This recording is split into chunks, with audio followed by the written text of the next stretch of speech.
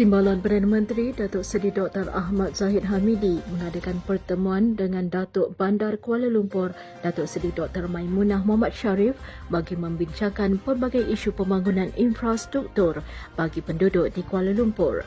Beliau yang juga merupakan Menteri Kemajuan Desa dan Wilayah itu berkata banyak perkara yang dibincangkan yang turut membawa pelbagai idea serta aspirasi untuk kesejahteraan warga Kuala Lumpur. Ahmad Zaid berkata beliau yakin kerjasama erat antara kerajaan pusat dan pihak berkuasa tempatan adalah sangat penting untuk memastikan perancangan pembangunan berjalan lancar demi kesejahteraan rakyat.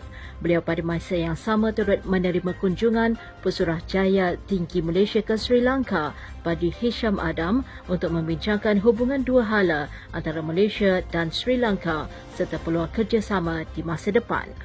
Kerajaan Johor melalui Majlis Agama Islam Negeri Johor telah menubuhkan jawatan kuasa khas pemurnian akidah untuk menangani isu pengikut Global Ikhwan Services and Business Holdings Sdn Bhd. Jawatan kuasa ini akan menyelaras usaha pemulihan akidah, pendidikan, penempatan dan bantuan kepada anak-anak pengikut Global Ikhwan Services and Business Holdings Sdn Bhd.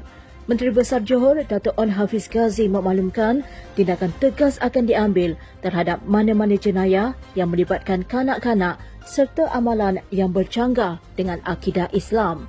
Majlis Agama Islam Negeri Johor juga akan bekerjasama dengan JAKIM untuk menilai semula status pengikut GISBH.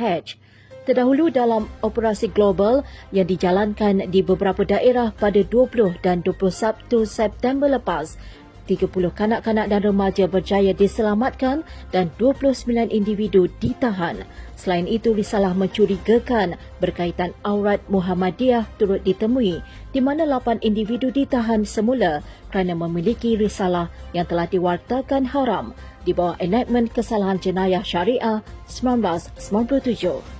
Ketua UMNO bahagian BFOD, Datuk Awang Asli Lakat menegaskan bahawa gerak kerja parti yang berterusan menyantuni rakyat membuktikan UMNO bukan hanya aktif pada musim tertentu.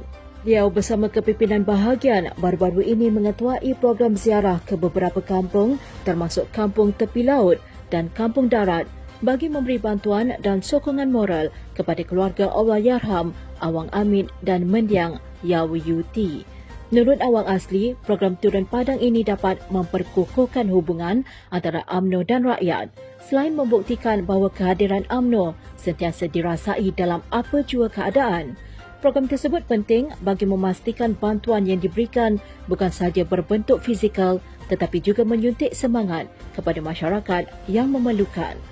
Kemenangan Barisan Nasional dalam pilihan raya kecil kerusi Dewan Undangan Negeri Mahkota telah diraikan secara sederhana oleh parti. Ketua Pergerakan Pemuda UMNO Negeri Kedah, Muhammad Rakib Abu Hassan menyatakan bahawa kejayaan Barisan Nasional di Mahkota dicapai hasil daripada pelbagai faktor termasuk pemilihan calon yang tepat oleh pucuk pimpinan parti. Katanya kemenangan ini adalah hasil penerimaan rakyat Johor terhadap kepimpinan Menteri Besar yang prihatin dan sensitif terhadap isu rakyat. Beliau menegaskan bahawa kebolehan Barisan Nasional mentadbir bersama Kerajaan Perpaduan turut memainkan peranan penting dalam kemenangan ini. Katanya penerimaan rakyat terhadap gabungan Barisan Nasional dan Pakatan Harapan dilihat semakin kukuh dari hari ke hari. Muhammad Rakib turut mengingatkan ahli parti agar tidak terlalu tergesa-gesa atau gopoh dalam mengharungi cabaran politik masa depan. Menurutnya kejayaan ini harus diraikan secara sederhana kerana perjalanan politik UMNO masih jauh dan penuh rintangan.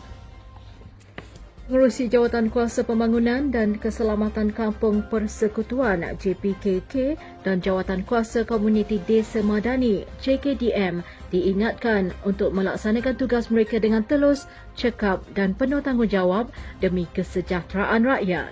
Ketua UMNO bahagian Sipitang, Abdul Rahman Muhammad Noh menegaskan bahawa peranan JPKK dan JKDM sebagai agen perubahan di peringkat kampung sangat penting untuk memastikan kemajuan, kesejahteraan dan perpaduan komuniti.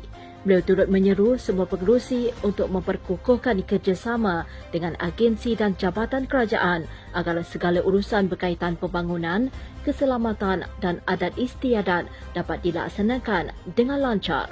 Seramai 72 pengerusi JPKK dan JKDM menerima watika pelantikan masing-masing dalam majlis yang diadakan di Dewan Serbaguna Sipitang.